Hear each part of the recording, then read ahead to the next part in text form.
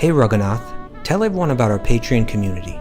Sure, Kastuba. The Wisdom of the Sages Patreon community is an incredible online yoga resource. If you like the type of yoga wisdom and culture we share on the show, then our Patreon community is a great next step. This is a listener-supported podcast, and any level of sponsorship will unlock a wide range of live and archived classes, talks, and even workshops. Raghunath teaches, I teach, and we have a host of other excellent teachers on topics ranging from yoga philosophy, asana classes, storytelling, Ayurveda, kirtan, cooking, meditation, and a lot more. We even have an incredible online Bhakti 12-step recovery group. So if you want to check it out, go to patreon.com/wisdom of the sages. All right, let's get it on. Bhagavate Vasudevaya. Om Namo Bhagavate Vasudevaya. Om Namo Bhagavate Vasudevaya.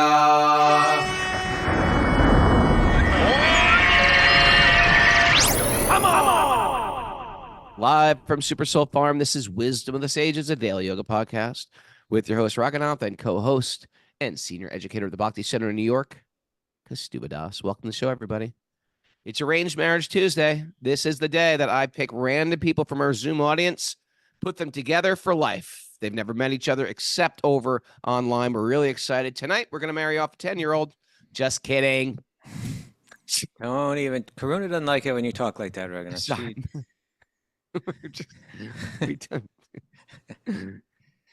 They did that in the old days. I read in Leo Tolstoy, they talked about arranged marriages. I read in my grandparents had an arranged marriage. No, that was across it was the Italian. board. The Italians did. My grandparents did it at age 5. Yes. I mean, they didn't move in together, and they were kind of like they would be. The idea was this will be your husband. I mean, in one sense, it makes life very simple. It makes life simple. Dating in high school. And imagine the connection that you have if you've been together since you're like 5. I have to go to at least 11 hellish planets for the hell that I caused girls in high school. Really? Oh, it was horrible. I don't want to hear about it. I just share that with everyone. It's horrible. High school was horrible. I was the worst version of myself. My wife, when she was in India, she had the mendi done on her hands. You know, like that, they make those designs. Recently, or when she was a kid? Like, 15 years ago or something. Okay. They put that on her hands. And, they draw the designs on your hands, and then you have to let it sit there for some time, right? Like some hours. Yeah. And then you take it off, and then the marks are there. And she said that when she got that on her hands, if she felt like something subtle inside, like that felt like it was from a previous life, that she was being married off to someone. And that interesting. Yeah, and I could imagine your wife being into it. Part of Vedic culture when she was last life. Yeah, she was born in Sri Lanka. She's British, raised in Sri Lanka, but I could see her she's very Indian lady. Like, if I can generalize, 500 million people. If you don't mind me generalizing 500 million Indian women. But I could see her being married off. Possible. Got married off. She's like, what are they doing now to me now? Why does it work reasonably well? Can't figure that out. Why does it made no sense. Why does it work reasonably well? You're marrying people from your community. You're marrying people from your community. The parents know the parents. It's like a whole thing. It's like a whole cultural thing. From our modern perspective, it sounds very cruel, and it's just like, no way am I going to let my parents decide who I spend my life with? I stopped listening to my parents when I was 12. Yeah. But from another perspective, if you looked at life in a different way, they could easily look at our world and say, what? These people would go into bars at nighttime and get intoxicated to try to find, and then go off and have sex with strangers. And, it's like, what? That's insane. I'd like to see a show of hands of how many people have met their girlfriend, boyfriend, or spouse in a bar. Write that on the message board right now. That doesn't seem like the place. right? It To meet doesn't your seem life like the right partner. place. Yeah. At a Party. party, Bhakti Bob says at a party. Saraswati says my Ex-husband. ex-husband. Okay. Okay. Jimmy James waves. Sonic Arishi thumbs Okay, the bar up. thing works. The bar thing, I guess, works. Are you still with that person? Met at work. Okay. Yeah. Mike and Zuka Mayers. I wonder. But Mike you know, this kind of goes to somewhat to like what we'll be talking about today, because I think we just have crazy ideas based on movies and television and the music that we listen to. completely crazy what idea. romance and what love and what life is supposed to And be. what life and marriage is supposed to be. Yeah. And other civilizations, they had different ideas that were maybe a lot more, sober, And maybe not. No, And no, maybe no, not. Raghunath. Some Oh, whoa. civilizations weren't necessarily so sober. They were like sort of chaotic, What are you talking about? cannibalistic. Well, I'm not saying every culture had it Yeah, together, yeah. but I am saying I think there's something wrong with the way that we got things Well, we figured do. out. It's sort of like we're looking for the perfect puzzle piece, like trying to find Soulmate. perfect person to make me whole and complete. Yeah, the Indian thing was find a good person. Let's put you together with a good person that makes sense, and let's the two of you work together. Learn to love each other. Yeah. Or instead of like looking for Mr. or Mrs. Right, why not trying to become the person that the Mr. or Mrs. Right would be looking for? Okay. Flip Flip it that. that way. Yeah, it's like I want her to be like this, but I'm just going to be my same old pathetic self. Nah, that's not going to work. She will save me. Or sometimes we're looking for a rescuer. You complete me. That kind of thing. That type of thing. All right, let's turn it over to Mara, Raghunath. See what, I know that right now you got the chat board going, Raghunath, and you are fascinated. Dr. Bob got into a fight in a bar 3 days before he met his wife. I met her with a half-swollen eye. Oh, women love that. Big bruised man. Just kidding. Save him. She aired our skins. His wife registered a complaint against him, so they met and were married 8 months later. Registered a complaint? Like At work. At work? Oh, really? You had to confront her about that complaint, perhaps? Then he realized he's not that bad after all. Nityananda Chandra said he and his wife never dated, and they've been together now for 22 years. They never dated? Was it arranged? Can we unmute him, please? I think he's told us. Please unmute him. You mentioned that one little thing about arranged marriage Tuesdays, and here we go. Okay, Nityananda Chandra, you were in the temple, and your wife was in the temple? She was in the. Well, I sold her a book in the subway. You sold her a book in the Grand- subway. You met in the subway. Very romantic. Go on. Grand Central Station, not the pretty part though, the subway. Oh, that is, okay. That is nice. And so she moved in the temple about 8 months later, and then I moved to Portland. Back to Portland. Marry your student trick. Oh, yeah. Okay. Go on. And I wrote my spiritual master saying, I think this is a girl I want to marry. What do you think? And he said, we were all thinking the same thing, that you guys should be together. Everybody knew. So did you date? You didn't date? You just married? No. She took a trip to Portland, Oregon, and I did give her a ring at some point, but it was already known that we're going towards marriage. Okay, so in other words, There was a courting there was process. a period of time, not exactly. Yeah, dating. it wasn't like It wasn't like you gave her a book and then you said, will you marry me? She said, I'll buy that book. Well, will you marry me? I'll try. I'm doing pretty good today. Why not try for marriage while I'm at it? There was a courting process, right? Yeah. Okay, so come on. There was date. It was a whole long Like lengthy dating period. No, but it's not like you went out to a bar looking for someone or something. That's his point. Well, yeah, you went with the highest intention. In other words, they went into into it with the intention of woman. I want to love this woman. The possibility of marriage was there from the very start. That's the idea, right? Yeah, That's that what they was were it. exploring. Sure. It started off with a marriage proposal. Oh, Wow. Huh. Will you Like, marry me? like you would have You married did her it that day if backwards? she would have said yes. No, my spiritual master wrote her and said, he wants to marry you. What do you think? How do you want to marry her? You didn't even know her. You just met her in No. the subway, did you? He Right? felt it, No, Rana. she was our Felt it. our Bhaktin. We were the ones that were basically bringing her into Krishna consciousness. So you did know her. Yeah. There she is. Bringing her right into your home. Now let's hear I from thought- the I other thought- side. That's the kids. That's the kids. Anyway, it worked out wonderful. That's Worked great. out wonderful. A success story. We love success stories. All right. Okay, great. Okay, Ananda Raghunath. Leela. Leave it there, Raghunath. Wait, Now Ananda let it, Leela, now, hold this is on a where you second. let it go, Raghunath. No, that was I'm keeping great. this going. Ananda Leela, please unmute. What are you gonna do? Ananda Now? Leela. Hi, Ananda Leela. How are you? One of our favorite artists in all of the Hare Krishna movement. How are you? I'm good. How are you? Do you have an arranged marriage? Careful, Raghunath may propose for a second. No, it wasn't arranged, but it was similar to well, similar in the sense that it started with the marriage proposal. There was no going out and getting to know each other. We Wait, just, did you grow up a devotee? yeah, Okay. yeah, You since grew I up a was devotee. 11. So- Yeah. And your husband? No, no, he was a little older, and but he came into town to build a Rath Theater cart for the The festival. old come to town to build a theatre cart trick. Yeah, and then he was dragged into the temple president service. Oh, okay. Happens. Yeah. And then but then it was sort of the same thing. He talked to his guru, said, I think I met a girl and he said, yeah. And he talked to my mom, then he asked me, and then we were There like, you go. Talk I to was the mom wondering if your first. parents were concerned because he wasn't born and raised in a devotee family. Was that oh no, he was very nice. Yeah. So we both Okay. were like, oh, nice devotee. Good okay? idea.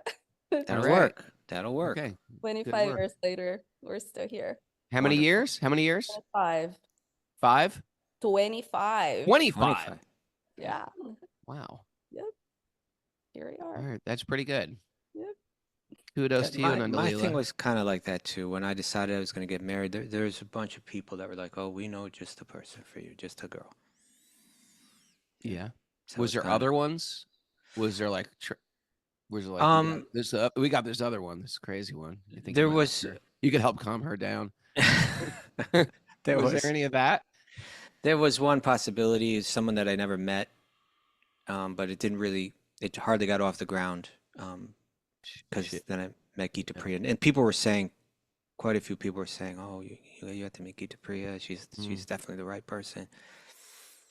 Well, if it makes some of you feel like less than hearing all these success stories, I was with somebody for a long time. We weren't married, but we were together. Then I got married, and everyone knows that story. And anyway, when Radha and Krishna come together in a romantic relationship, that's called a Madhurya Leela. And so last time I saw Radhanath Swami, he was asking me like, "Whatever happened to that person you were with the first time?" And I said, "Oh, it didn't work out." And then he said, and then he puts his arm around me and he says, "Raghunath, your entire adult life, your entire Madhurya Leela has been a failure." And I laughed and cried at the same time. I was like, "Yes, it has, Maharaj." Madhurya Leela. In other words, our Leela, we try, if it will always be a failure if we're trying to enjoy separately, rather than be part of Krishna's Leela, try to have our own Leela or something like that. I'm not I think judging he you meant- by saying that right now. I'm just I think trying to he explain meant his like statement. all my romantic affairs have been Yeah. a failure. All right. Let's hear from Mara about that. Let's hear. Speaking of failure, Maria, you're my only hope after this. It's sannyas. This doesn't work. Our Okay, Mara. announcements. We have back to recovery group meetings today. The men meet at noon and the women meet at 2 p.m. Eastern time. And we have in-person meetings in Nashville and Alachua. In-person meetings. Raghunath threw this arranged marriage thing out. He didn't know it was going to kind of boomerang and start coming back at him. And start hitting me in the head. It was very similar to Durvas Muni throwing that fireball at Ambarish. Just come back and chasing me. All right. We got a nugget today, Raghunath. Why don't we get into that nugget? Okay. Why don't you read it? Because you read this one, please. Okay. Today's nugget is coming from one of your favorites and mine. Ooh. The Leo great Tolstoy? Russian writer, Leo Tolstoy, We're regarded as one reading of the... Anna Karina right now. There you And go. when I say Raghunath. reading, I mean listening to the audiobook while mowing the lawn. And when you say listening to the audiobook by mowing the lawn, you mean it's kind of playing in the background. Yeah, that's what I mean. It's playing. I'm not reading it and pushing a lawnmower. You're not exactly hearing it. You kind of. No, we're here. I'm hearing it. Okay, what's it about? It's about a Russian aristocrat, a People. dandy, and then falling in love, and out of love, falling in love, and his family is intermingling, and Okay, you are very attentively hearing it. Okay. yeah, Um, he's regarded as one of the greatest and most influential authors of all time, Raghunath. But he was a yeah. deeply spiritual person. That's You know, why we relate to him. he was reading Bhagavad Gita. You know, he was having some back and forth with Gandhi. You know, Oh, like really? yeah, letter Interesting. exchanges. Yeah. Okay, this is what he says. You ready? He says joy can only be real, right? There might be false kinds of joy and so on, illusory joy, perhaps, artificial joy, but joy can only be real if people look upon their life as a service Hmm. and have a definite object in life outside themselves and their personal happiness. See this all the time. He's right on. He Mm. should send this to he should send this to ISKCON. Whoa, People get into excuse it. me. Listen to this. People get into religious institutions and think the religious institution is going to save me. No one's here to save you. We got to save ourselves. And part of saving ourselves means engaging what our gifts are. We all have some type of gift. We have a gift, and we have to figure out how to use that gift as an offering. It's super Okay. simple. How to use my gift as an offering. And I should be excited to wake up. This is the day I'm going to use this gift again. This is my plan for how to use this gift in the future. This is where I want to be 10 years from now with my gifts. First of all, we have to recognize we have a gift. And second of all, we have to engage in our gift as an offering. Not just that we use our gift for our own self-promotion. But it's for or to endorse my ego or to give me a type of validation because I feel empty. But it has to be a contributory offering, and it makes us feel part of something bigger because in reality, we are part of something bigger. We are little satellites around the big globe of Lord Vishnu, and we have no real reality, substance, joy when we try to artificially separate ourselves from God or our source. It's like all the criticism I used to get, like when we did Shelter, when in the very beginning, people used to say, "Why are you putting God in punk? God doesn't belong into punk." Like, what are you talking about? God, higher power, source. That's been the theme of music for the history of music, practically speaking. We're not doing something artificial by putting God back in music. We are going back to the source of music and including that we are part of something much greater than ourselves. We are not independent. We can't enjoy the resources of this world and pretend the world has no creator. That's like me breaking into your apartment, using all your spices, all your rice, all your dal, and when you come home, you're like, "What the heck just happened to my apartment?" And I'm just ignoring that you're a possessor of your Maybe home. made a little bit of a mess of it Made a too. little bit of a mess in your apartment. And you know what? It's okay. And this is what we do. It's sort of like we claim these resources as ours. We were here first. We're going to take over this weak country, make some alliance with this. We're going to extract all these resources. And we're just thinking of it's just like a land grab. That's what we do in the material world. That's what we do with this environment. We don't even Land grab. understand that this planet, these forests, these mountains, these, water tables, the ocean, we don't even believe it's God. We just think it's a land grab. And whoever can get it first, they win. And they will they exploit it. And that's making the mess, so to speak, of your apartment is it's me first and the gimme gimmies. Thank you, Raghunath. I find it interesting how he phrases joy can only be real. So it seems like he's saying that it's not that people don't derive joy through selfish endeavor, but that joy is not actually what the people that are vibrating on the higher level are experiencing. That's something else. The real joy comes in a different way, and it's a very consistent idea with what's taught in Bhakti Yoga, right? That we're not exactly saying that there's no happiness in this world, but that happiness is not the same. It's not of the same quality. It has all kinds of limitations and all kinds of drawbacks, that material so-called joy, so-called happiness.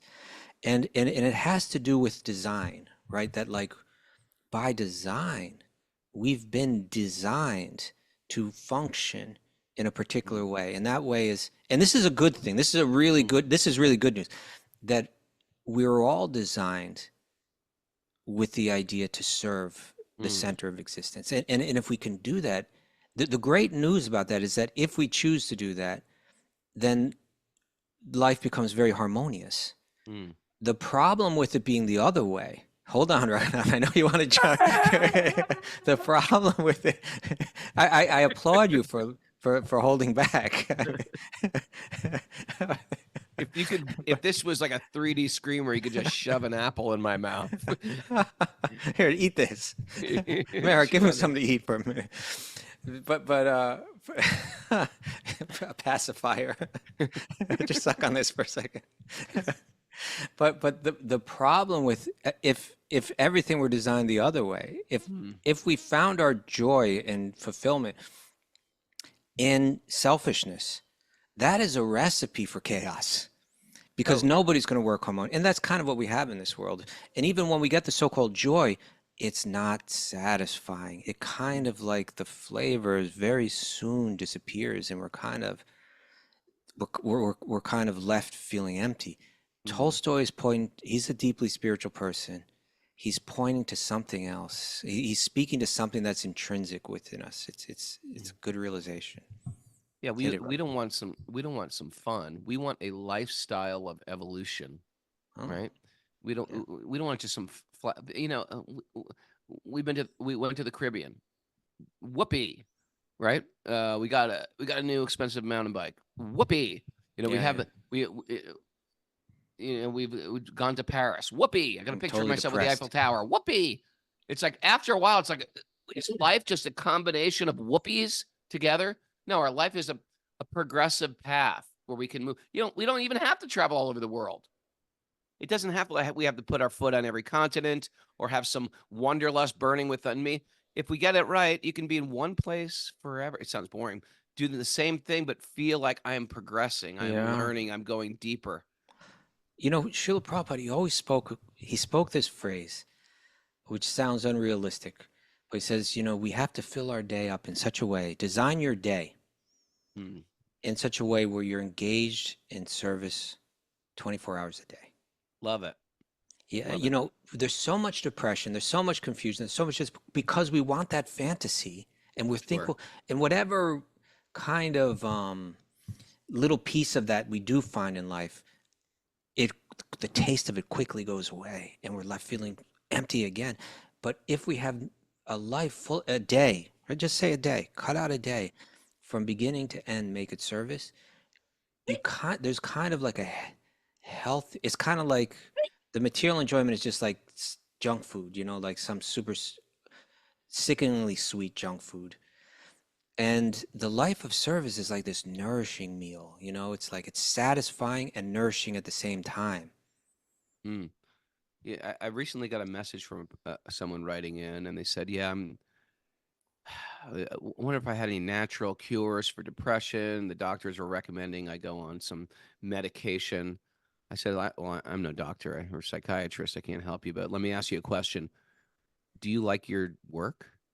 He goes, no, I've got the worst job ever. I do this. I work for this man who just is exploiting people. I was like, well, maybe that you should ask your question. Like, if you're not doing what you love to do, or if you're not feel like you're contributing to something bigger, maybe before you medicate your pain, maybe you should just like shine some light on that, right? Yeah.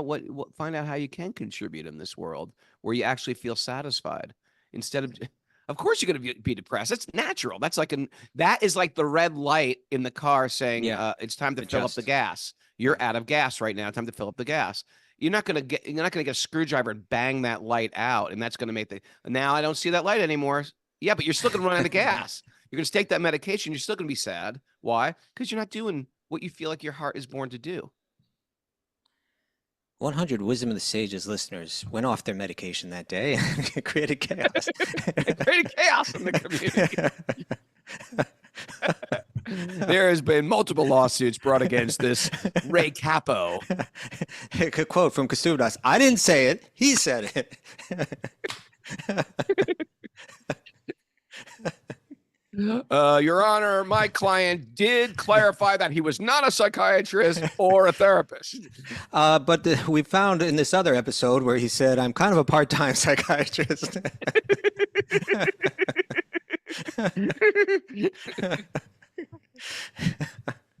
Okay. All right, you ready?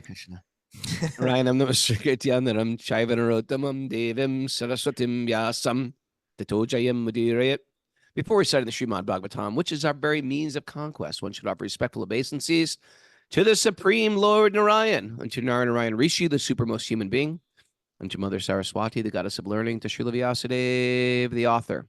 Nasta prayesha badreshu nityam bhagavat sevaya bhagavati uttama shloke bhakti rabhavati naishtiki.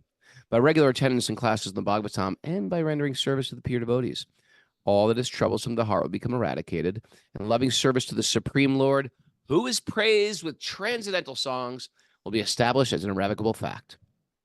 Om Jnana Tamarandasya Jnanan Janasalakaya Chakshurun Milatam Yena Tasmai Shri Gurave Namaha.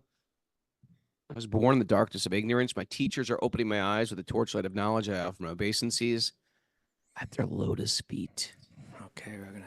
Hey, I'm gonna do. I have an announcement. I didn't make this announcement. Where you going? Okay. The announcement is, I'm doing a book signing in Detroit at the this big hardcore festival, and I think I'm going to stop off with Dave Amadova and go to the Ypsilanti. Oh, Ypsilanti Harmony Collective. Little. Is that how you pronounce it? Ypsilanti. I think I don't know. A major miss. Ypsilanti. Anyway, I'm going to go to the Harmony Collective. Maybe do a program there. Maybe try to figure that out. That's June 2nd. All right. So if you're in that area, right on. Okay, reading from the Srimad Bhagavatam, Canto 7, Chapter 9, Text 24. Little Prahlad speaking.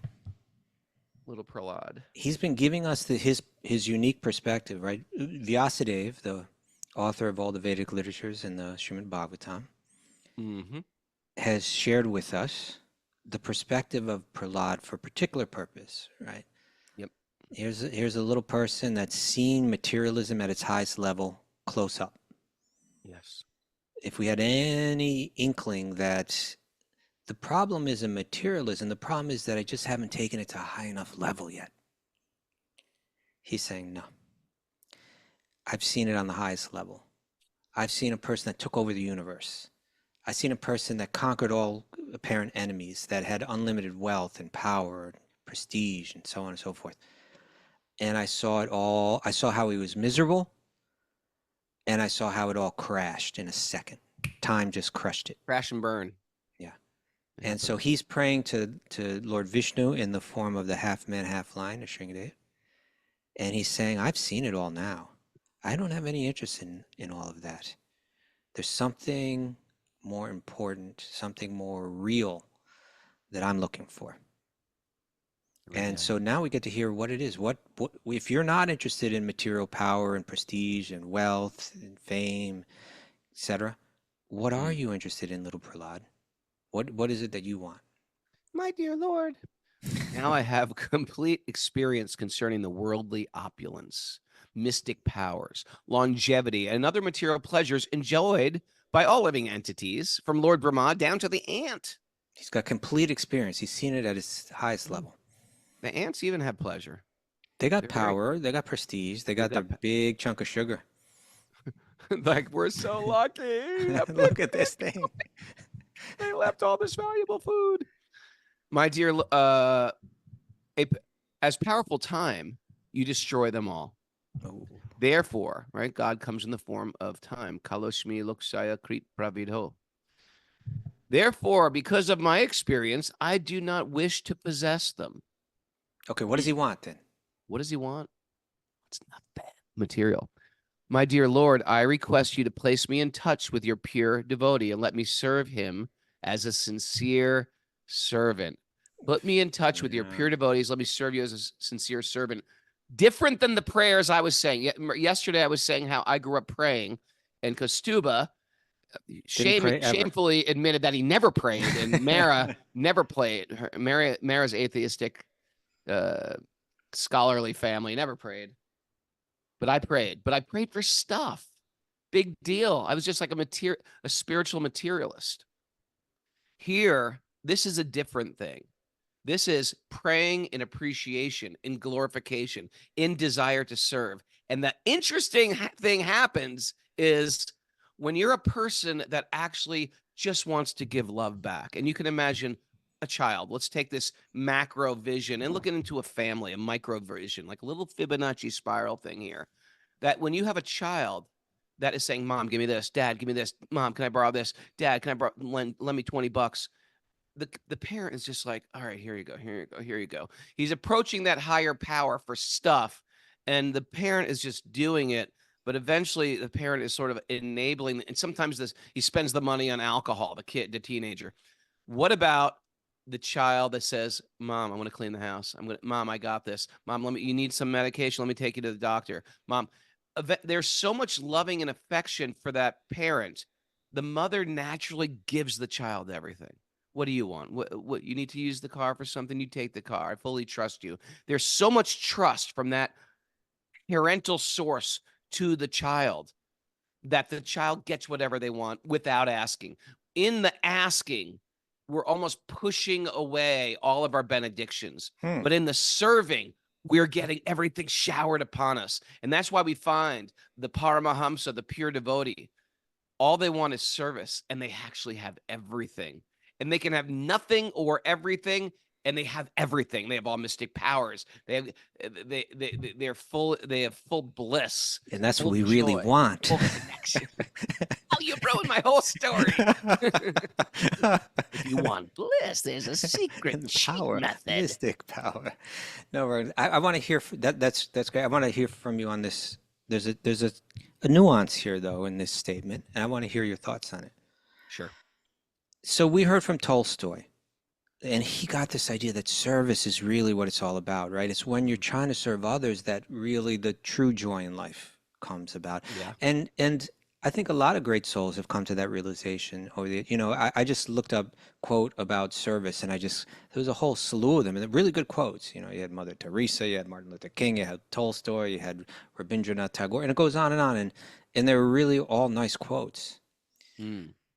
But there's something in this quote that's taken it to another level. That Prahlad isn't just saying, Dear Lord, I don't want all of these kind of material benedictions that you're capable of giving. I just want to serve you. That's not exactly what he said. What he said was, I want to serve your servant. Right? He kind of made it like a exponentially at least one stage removed, right? He said, not even directly do I want to serve you. I want to serve the one that serves you. And that, this dasa anudasa, right, the servant of the servant, is an idea that's shared, spoken on a lot in the Bhakti Shastras and the text of Bhakti. Why is that important, this serving the servant? What are your thoughts on that, Raghunath? Whenever you're ready, you just let us know. Mayor, what do you think about this? No, from your own experience, from your own life. Tell me. Have you ever served the servant? In serving the servant, Mara? I've never done it. Pick up the mic, Mara. Oh, you want me to get it started? Get this ball started. Get this ball started. I queued you up there. You did. I thought you were going to run. But you know what I was doing? You've been running wild today. I thought you were just going to grab that ball and run with it. You know what? You said something earlier. I was like, I got to research this now, and I've got some really good research. Oh, okay. What was that about? Well, do your thing first, and I'm going to bring it in. It's not my thing, Raghunath. I'm just going with the Bhagavatam. I know. Do your no. I want to engage with you. Don't just wait for me to end. Work with me, okay? Work with me, and then we'll go do your thing. eventually. Okay. Serving the servant, you know, on the most esoteric levels of bhakti, this is spoken of, Yeah. right? And maybe we'll speak about that in a second. But think of, you know, a lot of times thinking of a plant, you know, within the micro, we understand the macro, right? When we look at a plant, you'll have the root of the plant, which is nourishing the entire plant. Mm. And then you'll have like a branch or like a vine, Mm-hmm. and along that vine there'll be leaves. And it's not that the leaf at the end is less nourished than the ones in between or closer to the root. Mm. You know, the entire plant is nourished when the whole point is to be connected, right? That's it, just to be connected. And through serving the servant, it's the most practical and realistic way to be connected to God, right? Like I might think, oh, I'm connected, you know, my idea of how I'm connected to God may be very theoretical, you know, but when I serve the servant, it becomes very immediate and very real. And, you know, it's said that because the servant of God, because the devotee of God is so dear to God, that this is the nature of God, he's Bhakta Vatsala, his heart is just all about connecting to those that love him. And when one does love him, when one does serve him with love, they become so dear to him. It's said that even dear to him is those that serve those that are dear to him, right? Because it's just like, oh, you're serving right at the spot where my heart lies the most. You know, I'm in the heart of my devotee, he says. Sure. So it's such a strong connection when one serves the servant on that most esoteric level. Like when we hear about Krishna in Vrindavan being served by the gopis, right? These beautiful, celestial, in one sense, they're just coward girls, but in another sense, they're like the supreme goddesses. Mm-hmm. And they all have, you know, there's Krishna and Radha, and then they're all served by 8 more primary gopis, right? That are just like in this inner circle. And each one of those 8 gopis, they have servants called manjaris, right? Who are like younger girls. And the word manjari, you know what manjari means? What does it mean? I don't know what I mean. I know what It's manjari a botanical reference. Oh, is It's it? like the little bud on the end Okay. of a flower, right? That seeds come from. Yeah, that little bud. And you know, like when you see a flower, Like a Tulsi manjari is those yeah, seeds that like grow out yeah, that end up flowering. yeah. And The like on a yeah, the plant, buds, maybe, right? that's what I said. Sorry. You were smoking today, and then suddenly I asked you one question, and you're like, so that. But when you look at a plant, you know, like if you shake the plant, the flowers shake even more than the rest of the plant, and even more. What shakes even more than the flower is the little buds on the end of the flower. They shake the most. And it's said in a similar way, the manjaris, their hearts and their experience is like still more than anyone else's, even though they're indirectly serving Radha and Krishna. They're serving Radha and Krishna through a servant of Radha and Krishna. That it's not like their experience of divine love is even the tiniest bit less. It's actually in some could be said to be even more intense. And so for so many reasons, the devotees, they desire to become the servant of the servant of the servant. And this is Sri Chaitanya, when he was dancing in the Rath Yatra parade, where Krishna is being pulled on the chariot, and Sri Chaitanya, in the mood of Radha, is dancing and singing and crying in the deepest realization of devotional love. He sings this prayer that I'm not a Brahmana, I'm not a Kshatriya, I'm not a Vaishya, I'm not a Sudra, I'm not a Brahmachari, Grihastha, Vanaprastha, Sannyasa. All of the social considerations, they have nothing to do with me. You know, you could look at him and say, no, you are a sannyasi. Nah, it's secondary. That's the external level. That's not, he's singing from that foundational platform, not the functional foundational. I am none of these external consider. What am I at the very core?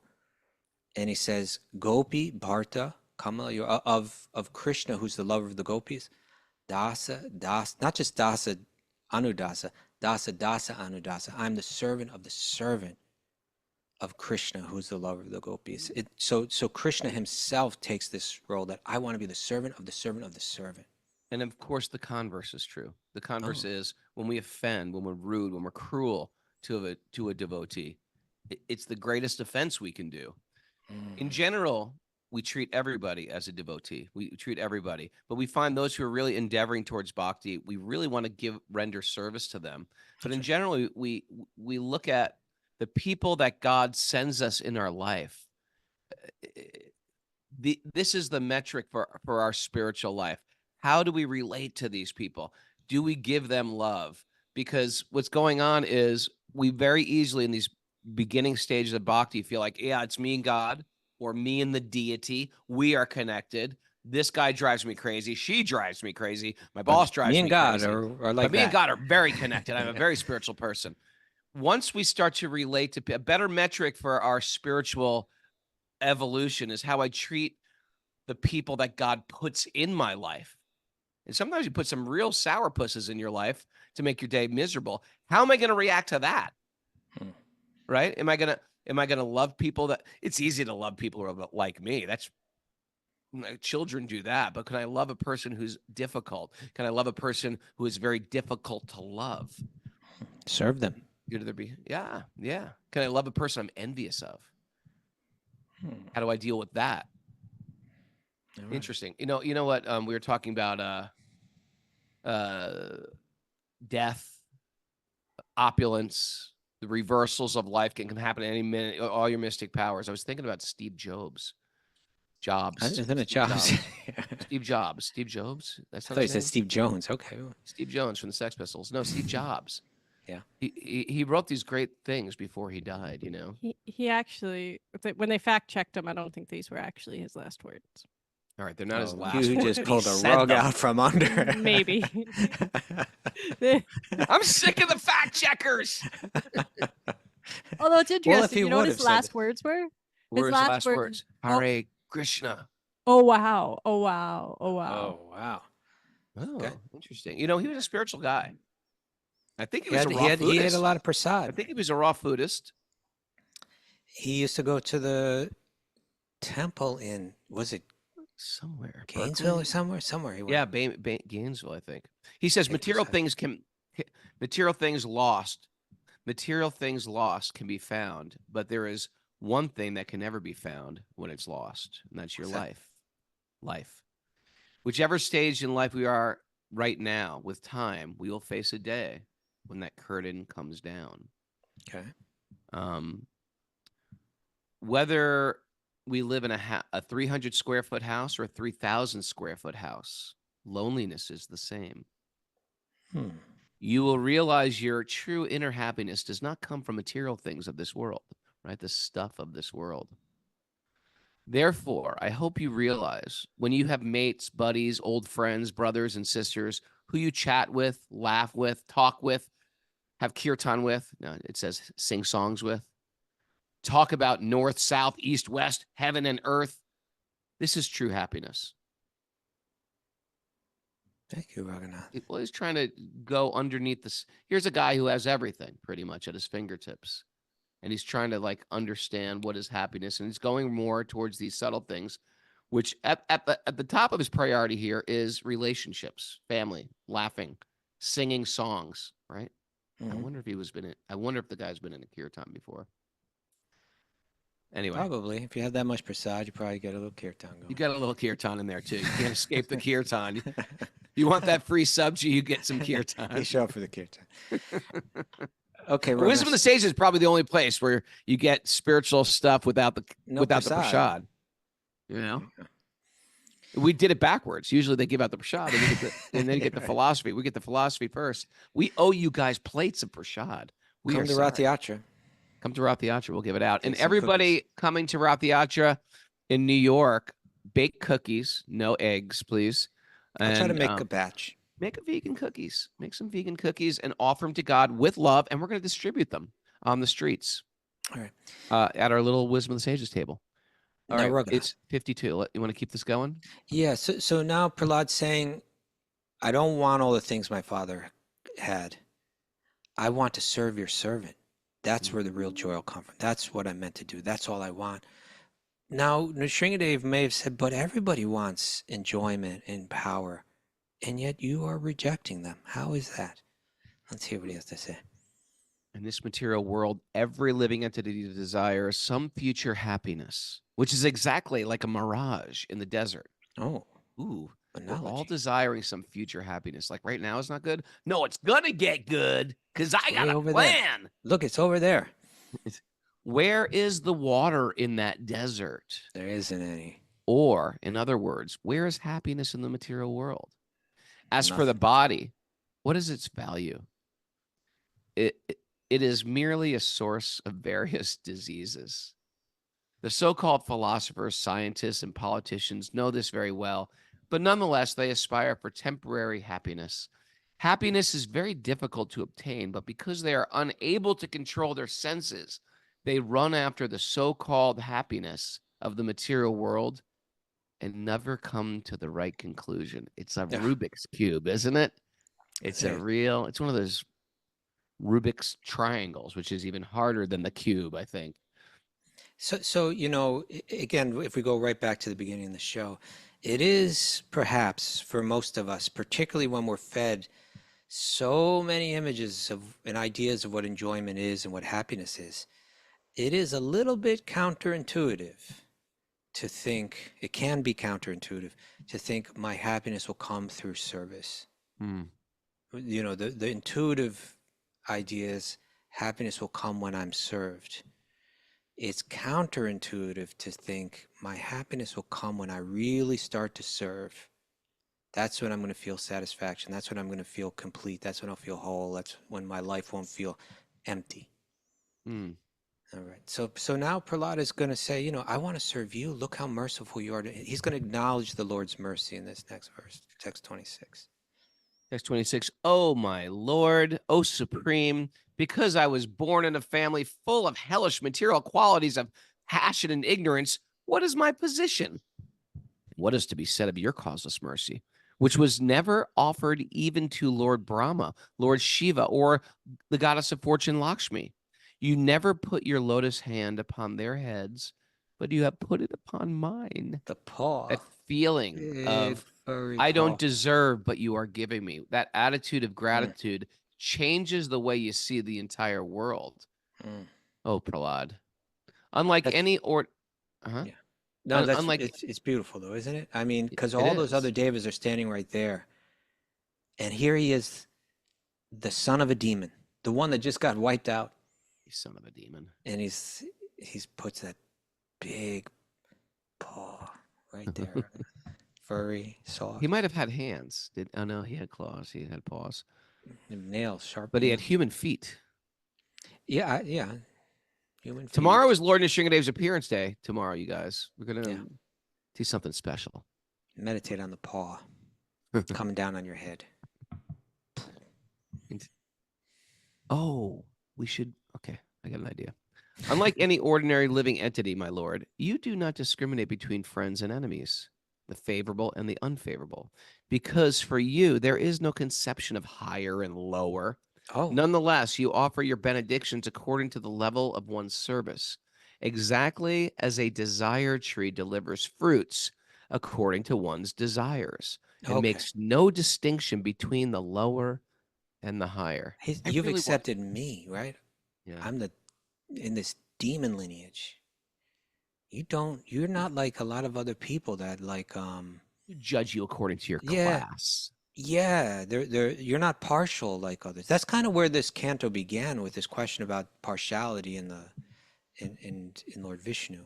He's saying you reciprocate. If someone shows you even just a little bit of love, you just bring it back, and it doesn't matter who they are, what their circumstances is. None of the externals matter to you at all. You've accepted me, even though apparently I'm so unqualified. Yeah. There's something nice. That was 27, right? That's 27. Let me, maybe we could end on this. Yeah. You What? ready? This is from the commentary. Okay. Tell me. Prabhupada writes, as stated by Sri Chaitanya Mahaprabhu, Jivera Svarupahaya Krishnara Nitya Das. Every living being is an eternal servant of Krishna. According to the service the living entity renders, he automatically receives benedictions from Krishna, who does not make distinctions, thinking, here is a person in an intimate relationship with me, and here is a person I dislike.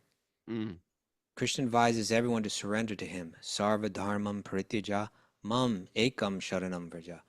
One's relationship with the Supreme Lord is in proportion to that surrender and the service one renders unto the Lord. Thus, throughout the entire world, the higher and lower positions of the living entities are selected by the living entities themselves, right? We are, in a sense, choosing where we end up. If one is inclined to dictate that the Lord grants something, one receives benedictions according to his desires. If one wants to be elevated to the heavenly planetary systems, the heavenly planets, he can be promoted to the place he desires. And if one wants to remain a hog or pig on earth, the Lord fulfills that desire also. Therefore, one's position is determined by one's desires. The Lord is not responsible for the higher or lower grades of our existence. We're choosing where we end up through our desires. And Krishna is impartial, right? Yeah. He's totally impartial, but as soon as one turns it, I want to serve you. He's like, oh, I'm going to serve you. And that big furry paw comes out and ends up right on your head, Ragnar. One claw comes out. Oh, ouch. You have a demon inside your heart, Raghu. You thought you were getting the paw and you got the claw. All right, tomorrow's Nisringadev's appearance, and we're right there, right in the Bhagavatam. It's exciting. All right, you ready for some takeaways? Please, Yes, Mara, yes. enlighten me. No one is here to save you. You have to save yourself. Oh.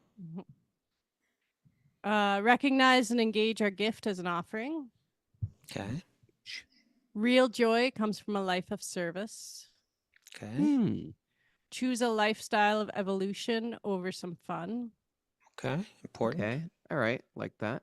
In service, we get all benedictions. It all comes, including mystic powers. Raining down upon you. You know what? I'd love to see it. We talk a lot about desire trees. Imagine one. Imagine a desire tree. I want this. It's Ragnar, you're gross. going backwards right now. You're going to, I want this. No, I'm just thinking I'm not saying it's the goal of life to get stuff, but I'm But it just would be saying fascinating to cool. see one operate. Yeah, I mean, I like trees. Do they okay? grow off the tree like a fruit with a stem and you pluck? That's what I was thinking. I don't know. Desire tree.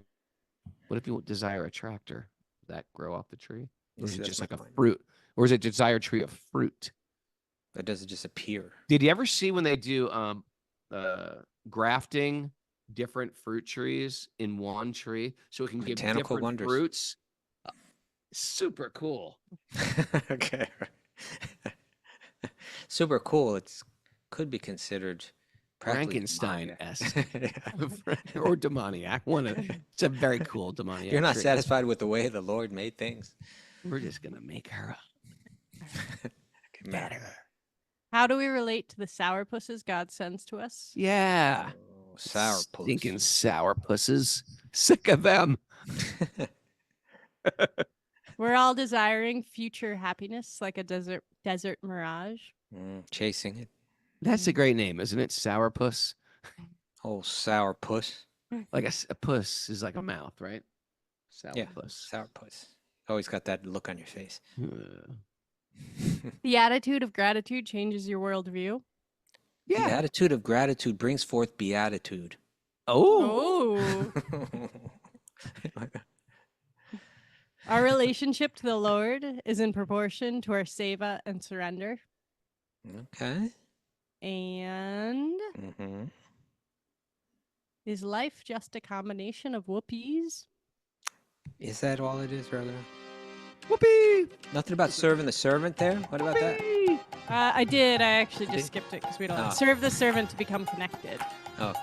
Thank you, people who joined us late. I didn't say good morning to, like Laura Marco and Leanna Karp and Leanne Carp. Sorry, Leanne. I bet she got that a lot at school. Leanna. It's Leanne, please. But good morning. Tineke on her bicycle. She put us in our basket. She's keep your eyes on the road, lady. Nandalila and Nityananda Chandra, thanks for sharing your arranged marriage stories. Carmenanda Prabhu. Oh yeah, that's good where morning. we started, isn't it? That's where we started this.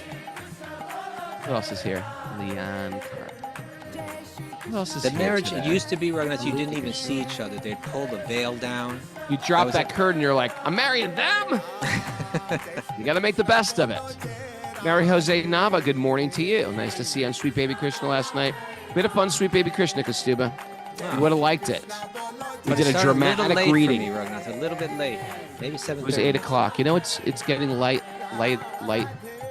It's staying lighter lately.